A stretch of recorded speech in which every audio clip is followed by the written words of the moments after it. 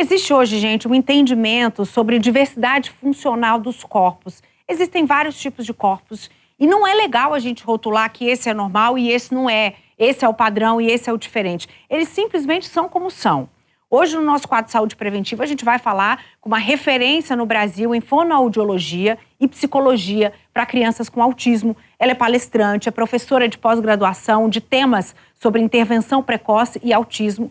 Acompanhou e supervisionou tratamentos de mais de 1.000 crianças com as famílias. É a Michele Procópio, que está aqui com a gente agora. Seja muito bem-vinda. Obrigada, viu? Ela é linda, né, gente? Ela é uma boneca.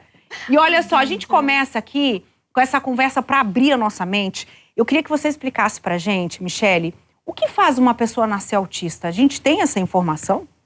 Não, a gente não tem informação. Tudo indica que são questões genéticas, hereditárias, mas a gente não tem ainda as confirmações necessárias para isso. Então a gente não tem como saber se dá para prevenir, né? Não, a gente não tem como pensar em prevenção, mas a gente tem como pensar em tratamento, em reeducação e estimulação. E quanto mais cedo, melhor. A gente fala em espectro autista porque é uma gama enorme. Eu acredito que cada caso é um caso e existem diferenças enormes entre quem está na ponta do espectro e quem está na outra, né? Muito. São crianças e pessoas totalmente diferentes. Eu falo muito de criança porque eu trabalho principalmente com crianças. Então, quando a gente pensa em espectro, a gente pensa num guarda-chuva. Então, cada um é diferente. Então, são pessoas são situações e sintomas e características muito diferentes de uma pessoa para outra. Então, muitas vezes, você não consegue... Às vezes, não tem a parte física, não tem característica, né, física. São questões muito envolvidas com comportamentos. E quais são, por exemplo, sinais que devem acender uma alerta? Você fala muito de diagnóstico precoce. Porque quanto mais cedo você começar as estimulações, mais avanços essa pessoa vai ter. Que sinais a gente pode perceber? Então, a gente... Tem pesquisas que relatam, e a gente vê relatos de famílias, muitas vezes as famílias chegam para mim e falam assim, o meu bebê, ele não olhava nos meus olhos quando eu amamentava ele. Então, a gente vê relatos desde esse começo dos primeiros sinais, né, inícios de vida, como o contato visual, não olhar quando chamado pelo nome. Então, muitas vezes a gente chama a criança pelo nome, ela não olha. O brincar diferente, muitas vezes enfileirar carrinhos é uma característica que pode estar, né, acendendo, a gente chama de sinais de alerta. A gente fala que nem sempre a gente vai fechar um diagnóstico com uma criança com 1 ano. Uma criança com 6 meses. Mas são sinais de alerta que podem levar a gente a perceber e buscar ajuda. Por quê? Porque a estimulação precoce, quanto mais cedo essa criança for ter essa estimulação, melhores resultados futuros para a vida dela. O prognóstico para o futuro dela é totalmente diferente se a gente começar desde o início da vida. E falando aqui de fator genético, você estava me falando aqui em off que às vezes alguns pais descobrem que tem algumas características porque estão investigando os filhos, né? Sim, a gente tem muitos casos. Eu tenho muitos casos de crianças, de famílias que vieram por conta da criança, que os sinais eram claros, com uma criança de 1 ano, 2 anos, 3 anos, e aí após um tempo os pais falam, eu pareço essas coisas que você está falando aí, eu tenho isso daí, E aí a gente vai buscando, a gente faz a indicação de profissionais que fazem esse diagnóstico e muitos pais muitas famílias, alguns membros da família são diagnosticados após o diagnóstico da criança. Então você falou dos profissionais, quem procurar primeiro? Então normalmente a gente vai procurar primeiro o neurologista. Agora, a porta de acesso, né, a questão mais fácil de acesso é o pediatra. Então, por quê? Porque o pediatra vai acompanhar os marcos do desenvolvimento infantil. Então, é muito importante a gente estar acompanhando esse desenvolvimento e os marcos esperados para cada época da idade da criança. Então, é sempre importante a gente estar acompanhando esses marcos. Na caderneta, né, de saúde tem esses marcos. Às vezes a gente nem olha, as famílias nem dão uma olhada, mas lá tem esses marcos. Então, é importante a gente estar olhando e comentando nas consultas periódicas com o pediatra, perguntando e conversando com ele sobre essas questões do desenvolvimento infantil. E como é que fecha esse diagnóstico? Que tipo de exame é feito, por exemplo? Então, a gente não tem exame para fazer o diagnóstico, porque a gente não tem como ainda detectar através de algum exame de imagem, exame de sangue, enfim. O exame é comportamental. Tá. Então, a gente precisa sempre de uma equipe especializada. Eu falo sempre que, independente do profissional, o mais importante é você ter profissionais especializados que tenham conhecimento sobre autismo. Então, a gente precisa de neuropediatra, de fonoaudiólogo, de psicólogo, que são profissionais essenciais para o diagnóstico. Também envolve a questão do terapeuta ocupacional, que é muito importante, essas questões sensoriais, e que ele é o profissional especializado para ver essas questões. E como a gente está falando aqui, são atendimentos múltiplos, né? Diversos especialistas, terapias. O custo é alto, muitas vezes está fora do alcance de muitos pais. Queria saber como é que está essa cobertura por plano de saúde, por exemplo, e qual é a alternativa para quem não tem o plano, né? Então, para quem tem plano de saúde, pode procurar a rede credenciada. O plano de saúde, ele cobre, sim, o tratamento. Muitas vezes, não exatamente o tratamento que você deseja para o seu filho ou o profissional que você deseja para o seu filho. Então, muitas vezes, isso precisa ser negociado e conversado com o convênio. Muitos pais, muitas famílias entram com ações judiciais por conta disso, mas é muito importante essas questões de buscar essa rede credenciada e entender que é um tratamento multidisciplinar. Então, vão envolver vários profissionais diferentes nessa intervenção. Na rede pública, a gente vai ter uma escassez, porque é muito difícil a rede pública oferecer um tratamento contínuo. Então, a gente tem, às vezes, o COMP, alguns hospitais e alguns centros de saúde que podem estar oferecendo, mas de uma forma muito de baixa intensidade. O que a gente tem hoje de pesquisa científica que comprova a eficácia e o que é melhor para uma criança iniciar o tratamento são trabalhos e intervenções terapêuticas de alta intensidade. Porque o autismo pode gerar atrasos em várias áreas do desenvolvimento infantil. Então, quanto mais intervenção a gente puder, estimulação a gente puder dar a essa criança, melhor resultado a gente vai ter de uma forma global no desenvolvimento dela. E pela sua experiência aqui lidando com famílias de Brasília, como é que você enxerga a educação? As escolas estão preparadas? Eu sei que tem uma diferença muito grande entre escola particular e escola pública. E por incrível que pareça, a rede pública tem uma assistência muito mais preparada, mas eu posso estar completamente enganada. Existem escolas especiais aqui em Brasília com monitoramento na rede pública. E conheço resistências de escolas particulares em receber alunos que estão no espectro autista, o que é uma aflição para os pais. Qual a sua visão sobre isso?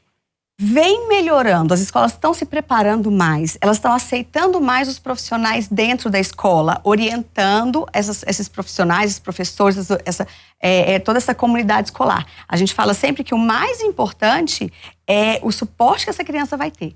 Muitas vezes, é a individualidade. Muitas crianças vão precisar de um suporte muito grande, outras vão precisar de um suporte mínimo. Umas crianças vão precisar, às vezes, até de um ensino especial, né, de uma escola especial para estar em alguns momentos da vida delas nessa escola. Outras não. Elas vão estar inseridas dentro de uma escola comum e não vão ter problema nenhum de estar socializando e aprendendo as questões escolares. Agora, muitas vezes vão precisar de um assistente terapêutico dentro de sala de aula para dar suporte para essa criança e auxiliar essa criança na inserção da comunidade escolar. Isso me faz pensar num método que você trabalha, que eu acredito que você seja uma única pessoa aqui em Brasília que trabalha dessa forma.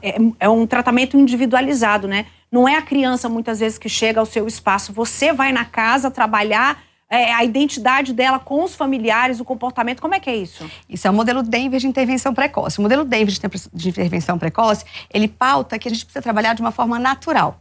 Ele foi desenvolvido para crianças pequenininhas, de intervenção precoce, de 1 a 5 anos de idade. Então, a gente pensa muito que como é que a criança pequena aprende? Qualquer criança, olhando e imitando.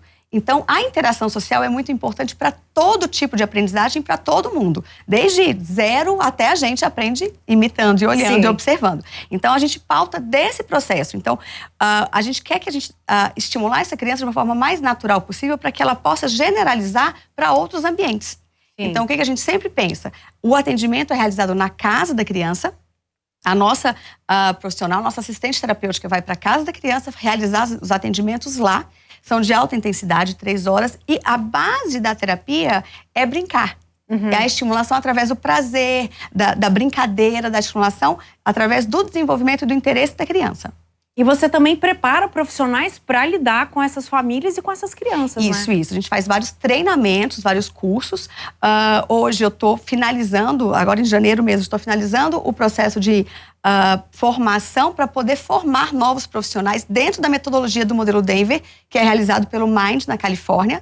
Então, é um modelo muito específico né? E aí tem treinadores no mundo todo e no Brasil a gente não tem treinadores. Então, este mês eu estou finalizando para poder formar outros profissionais terapeutas do modelo Denver no Brasil. Nossa, isso é muito importante. E eu queria muito deixar claro aqui, é que todo mundo precisa estar preparado para lidar com autistas. Não são só profissionais que lidam com autistas.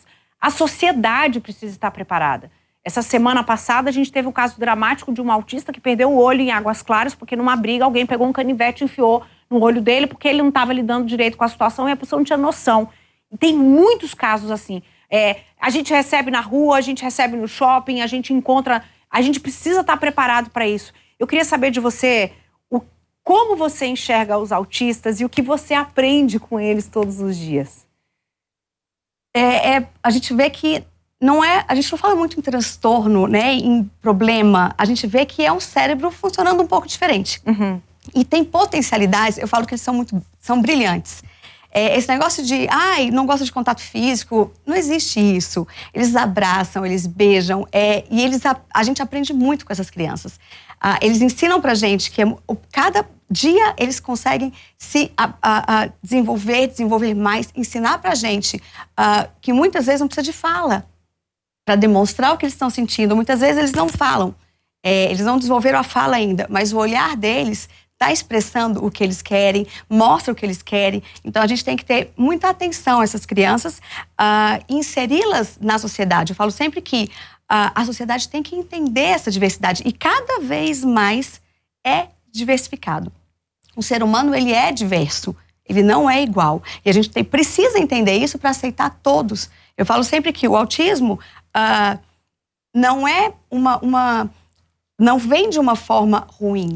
Uhum. Ele vem de uma forma diferente. E a gente precisa entender isso porque todo mundo é diferente. Eu falo sempre, ninguém é igual a ninguém. Todo mundo é diferente. A gente precisa entender isso e aceitar as pessoas como elas são. E claro, as dificuldades que podem surgir em relação ao autismo, a gente precisa estar trabalhando, estimulando para a criança alcançar todas as potencialidades que ela pode alcançar e que ela pode vir a ter. Mas é muito importante a gente entender que é como a gente. Né? Isso fala sobre escuta, isso fala sobre observação, isso fala sobre a gente respeitar o tempo da pessoa ficar à vontade com você, a gente não forçar barra nenhuma, isso com ninguém, né? O autista traz esses ensinamentos muito fortes pra gente. Eu tô até emocionada, esse negócio me deixa emocionada.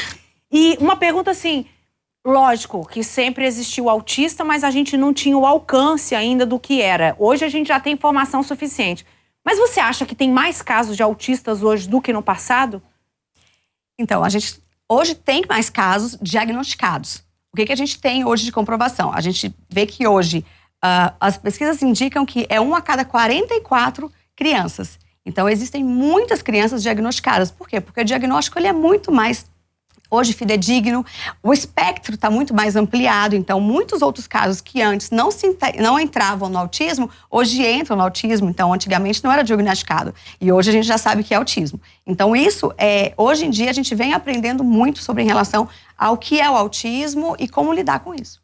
Gente, agradeço a presença da Michele Procópio aqui, muito obrigada. Tá? Maravilhoso, abriu nossa mente. Um beijo grande para você. Obrigada pelo convite.